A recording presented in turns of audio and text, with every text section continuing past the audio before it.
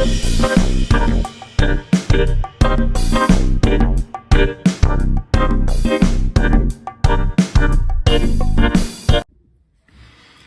hello there. Welcome, welcome, welcome. It is your mama of three in NYC, and I'm back with another video. Hey, happy Tuesday. Happy Tuesday. Today is Tuesday, March 21st, and I'm so excited to have you. Welcome, welcome, welcome. If this is your first time on my channel, my name is Taneza. I am the mom of all three of my kids are athletes. So 3 athletic kids living in the heart of New York City. If you are a returning tribe member, that's what I call my YouTube family, my tribe. Hey, A1 Day Ones, it's so great to see you again. All you have to do if you're not a member of Taneza's tribe is to smash that button down below. The one that says subscribe, subscribe, subscribe. All right, you have, sorry, hold on. All better. This is going to be a review for Married at First Sight, the UK edition. This show has a lot of twists and turns, tribe. I have to admit, I have a lot of notes. So this is Married at First Sight UK, Season 7, Episode 4. Let's just jump into it. As I mentioned before, there are a few differences between Married at First Sight UK and US. And one of the differences is the age range. For the Married at First Sight US version, the oldest person that I can recollect would be Clint in season 16 Nashville. He's 40 years old. And this episode opened, and they're not old. Please make sure that you're hearing me correctly. They're not old. I'm saying they're older. The age range is older than what we're used to. So Laura is 49. Richie is 51. Laura is actually Canadian. And as I mentioned in my review on episode 2, they're taking a few couples at a time through the process. So while a Duca and a Whitney are on their honeymoon, Laura and Richie are now getting married. So we are taking a break from the honeymoon couples, and now we're on the couples that still have yet to be married. So Laura and Richie fall into that category. Laura is Canadian. She is a single mom of 2 boys. She's been married twice. She said third time, it's the charm. She also mentioned, I'm not really sure why, that she has multiple men's names tattooed on her body. And what that tells me is that Laura loves love. She does. She says in the little description where they have their name, their age, and their job, she's a waitress. But when I saw the B-roll, that's Five Guys Burgers. I'm not really sure if in the UK they wait on you, but you work at Five Guys Burgers. She used to be a professional dancer, and she said that she was previously affluent, but she signed a prenup and she walked away from at least one of her marriages with nothing. Quote, "My love life is a train wreck." Her desire, she wants an indie rock and roll guy with a full head of hair. She's caught up on the hair. She wants a full head of hair. Whoever she is matched with, for me, that's her number one. It is, because she keeps mentioning it. And she herself has extensions, and that's fine. But I'm saying. It says that Richie's a retail associate. He is married to the music. He used to be in a rock band back in the day. And I think that he thinks he's still in a rock band. Yeah. I think he thinks he's still a rock star. If he ever was a star, I'm not sure. I'm not trying to be snarky here. I'm just saying that he thinks that he is still a rock star. He said he has never met the right person. He's never been in love. The woman that he wants, funny, caring, supportive, a perfect mixture of looks and personality. It's wild how looks are so important to so many people. PJ and Jess. PJ is 31, Jess is 30. Jess is a dental hygienist and she loves her job. And you can tell she does. You can tell she does. She is Harry Potter obsessed. And it's just so, it tickles me because I think I'm older than the Harry Potter generation. But she's so Harry Potter obsessed that she has a whole tattoo on her leg. A whole tattoo on her leg. She's got a wand collection. She's super close to her family. She's got a very opinionated mother who we will talk about later in the episode. She was in a 5-year relationship, but she has been single for 4 years. So she's been single since she was 26, and she was in that relationship since she was 21. It ended because he slept with her dad's ex-wife while she was upstairs, and she caught them. So again, I've mentioned this in my US reviews that they need therapy, and that's okay. They need therapists to help them with some of these unresolved issues because it still hurts her. Like, she's about to cry. She now has trust issues. She has to be talked through this. My notes. In my notes, I say, she may not need, but should get therapy. Literally right here. She also had a person very close to her that passed away after a car incident. And so she really believes in enjoying life to the fullest. PJ, her betrothed, considers himself a friendly bear. He's got a young son. His ideal evening is to go home, put on Harry Potter, and chill. And I have in my notes, in capital, what? Best match ever.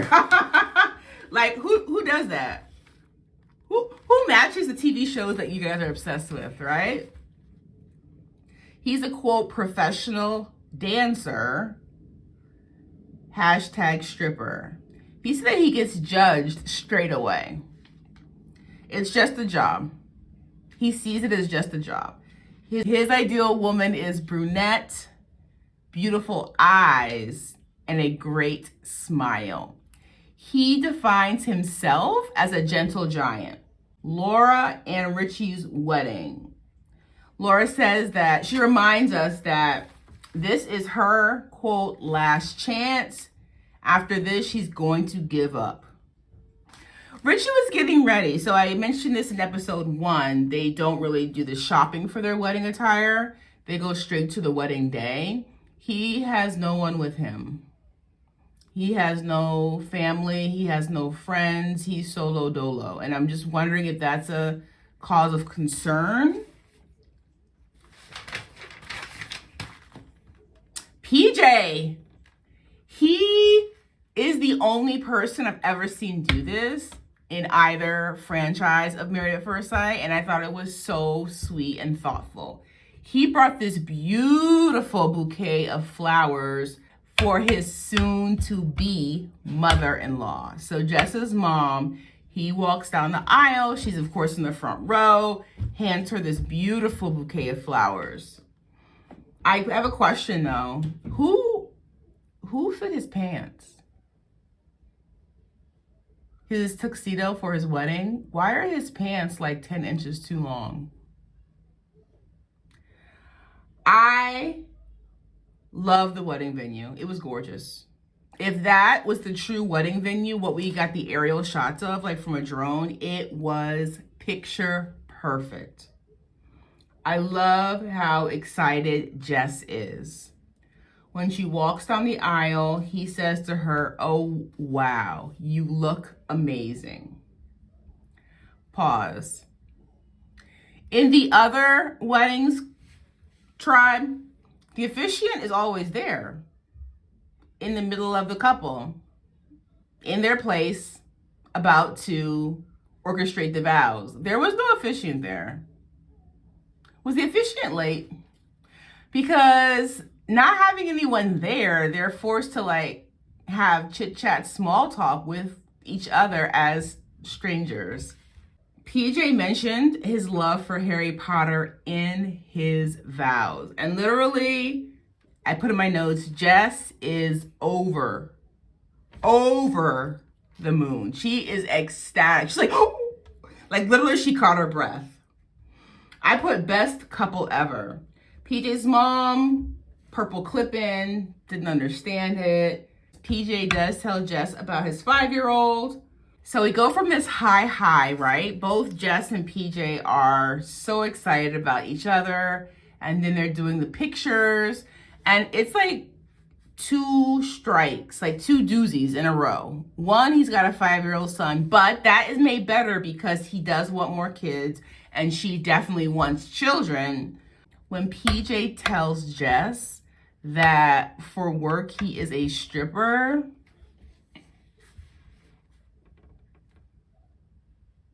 it breaks her heart. She cries. I put my notes, everything is crashing down. Jess says she doesn't even want to go on the honeymoon. Like she wants to go home, like right now. And again, I'm not sure how in-depth they interviewed or filled out questionnaires or the whole process behind this, but it's giving judgy.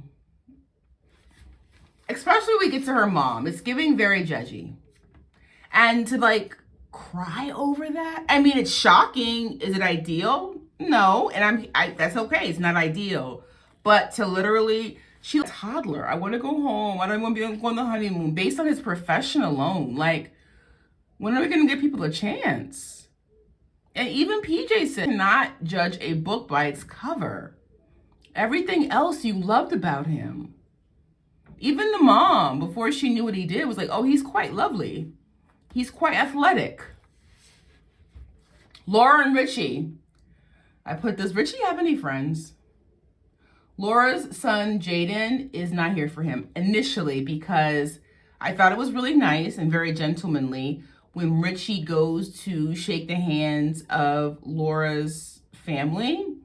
He didn't shake Jaden's hand. But I am almost positive that he had no idea who Jaden was.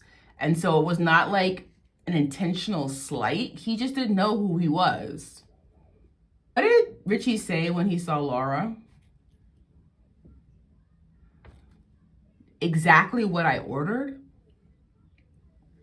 Where they did that at, Richie? He's so happy though. He sees Laura, he is enthused. Laura is so happy, ... that Richie has hair, and she mentions it again. Richie said that he's never ever felt this comfortable with someone new. Pause. There are some red flags. There's some red flags. Red flags about Richie. Red flag number 1, he is never been married. How old is he again? Is he 50? He's 51. Never been married. He's actually never had a serious relationship at 51. He has never even been in love. And Richie at 51. And I'm not saying this is right or wrong. This is what Laura said. These are her red flags, not Tanae's red flags. He lives at home with his parents. Yep, he sure does. Laura has 2 boys. When she asked Richie, do you have any kids? He's like, no. She has 2 sons. Richie immediately begins to sweat, like visibly sweat, like his hair is sticking to his forehead.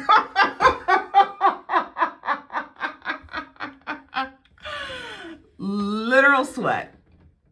This is really upset, you guys. And we're talking about the time period. So the ceremony itself, she was awesome. It's the pictures afterward and that time before the reception. She's like literally becoming undone. And she has her mom. They're talking on a bench outside. Everyone else is inside the reception waiting for her. She's like, he's a stripper. He lives at home with his mom. Everyone back home is going to laugh at me. That right there told me that even though she's like, what, 30? Even though you're 30, you're acting like a high schooler. You're acting like a high schooler. The fact that you said that out loud, girl.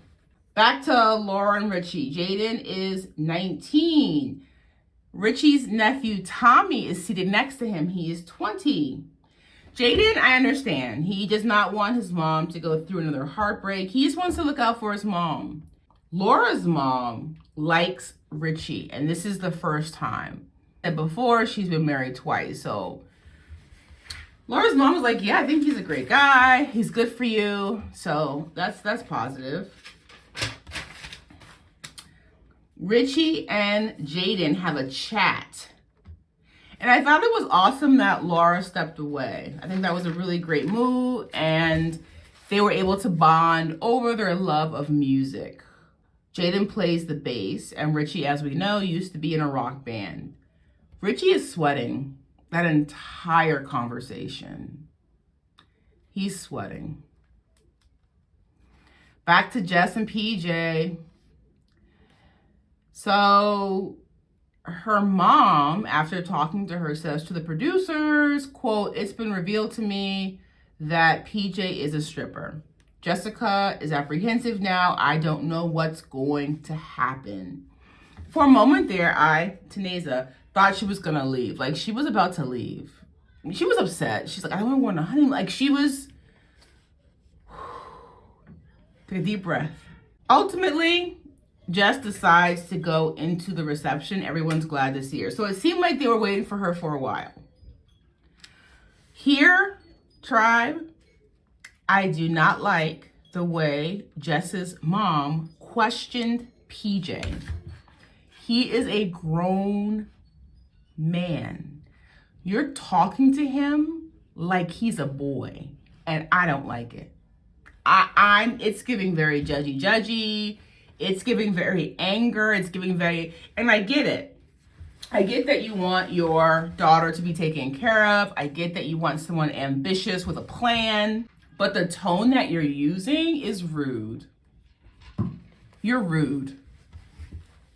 And you're judgy because when he gave you the flowers, you're so lovely. The minute you find out what he does, what's your 5-year plan? What do you plan to do? How are you going to make money? How are you going to get into that? It was rude. Because you can be inquisitive and you can be questioning even, but you don't have to be rude about it. And she was being rude. Her entire tone was rude. The way she asked the questions were rude. The questions themselves were kind of rude. And I was just not here for it. And even when Jess was like, oh, my mom is protective of me. She's like, don't try to define me, Jess. Don't. You're being rude. And you made him feel bad. At the end of the day, I mean, not everyone's okay with sex workers. I get it. He's trying to provide for his son. He's got other plans. He likes Harry Potter. All I'm saying is you got to give him a chance. You cannot be mean. It's not okay.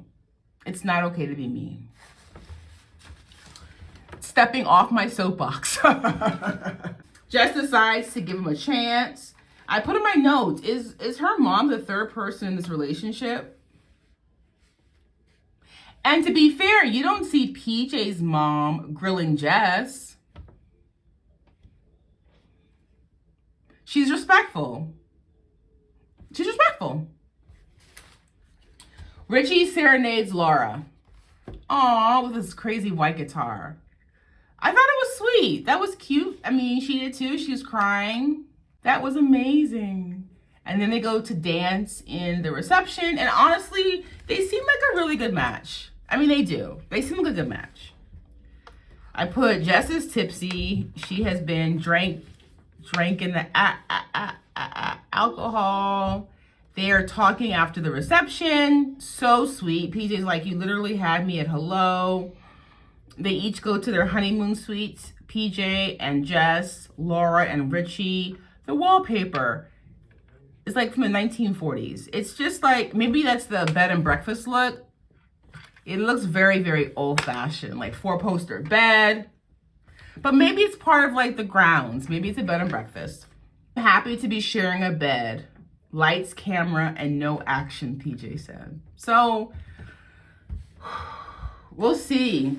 We'll see. I was thinking about one of the other couples that we met that seemed to have an amazing connection initially, but then they had issues at the honeymoon, April and George. And maybe the fact that PJ and Jess had this hurdle at the reception, things will smooth over at the honeymoon.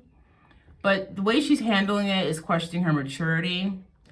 I get it. I get what she's feeling, but the way that you process that and the way that your mother talks to grown adults is questionable. It's questionable. So I just hope that PJ doesn't spend the next few weeks like trying to win her over. Like at the end of the day, PJ, you're a catch too. You are. You're a catch too. And so I just want the judginess to stop. I want them to give each other a real chance. Because when you think about it, literally one sentence changed the entire way you saw him. In the ceremony, you could not get, you were so over the moon. He likes Harry Potter. I mean, all that stuff. You're so, literally, he said one sentence, I'm a stripper. And then you're in tears. You're in tears. Your mom's down in a relationship. Like, come on. Pull it back in. We're grown. We're adults. All right, tribe. That concludes my review. As always, I love comments down below. Let's get a conversation started. And I look forward to seeing you in my next review. Bye for now.